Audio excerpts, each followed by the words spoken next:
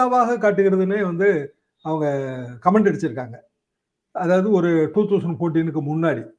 நம்ம எல்லாருக்கும் தெரிஞ்ச விஷயம், அவர் வந்து சிபிஐ விசாரணையில இருந்தாரு.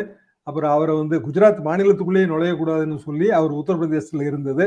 உத்தரப்பிரதேச அரசியல்ல வந்து ஒரு முசாஃபிர்பூர் கலவரம் ஏற்படுத்தியது. இதெல்லாமே நமக்கு நல்லாவே தெரியும். இதெல்லாம் சமீபத்திய வரலாறு தான்.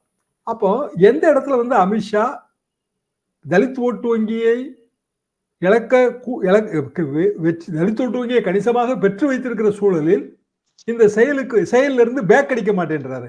எந்த அரசியல்வாதியும் பேக் அடிச்சிருவாங்கல்ல.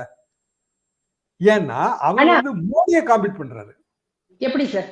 எப்படின்னா இப்ப மோடி அவர்களுக்கு 75 இயர்ஸோட அவரோட டேர்ம் முடிய போகுது. அதாவது ஒரே நேரத்தில் நம்ம எதெல்லாம் பார்க்கணும், நாங்க ஆர்எஸ்எஸ் ஓட சர்சங் சாலக்கோட ஸ்பீச்சஸ் அதையும் சைமல்டேனியஸா பார்த்துட்டே வரணும். சர்சங் சாலக்னா தேசிய தலைவர்னு வச்சுங்களேன். மோகன்ஜி பாகவத் என்ன சொல்றாரு?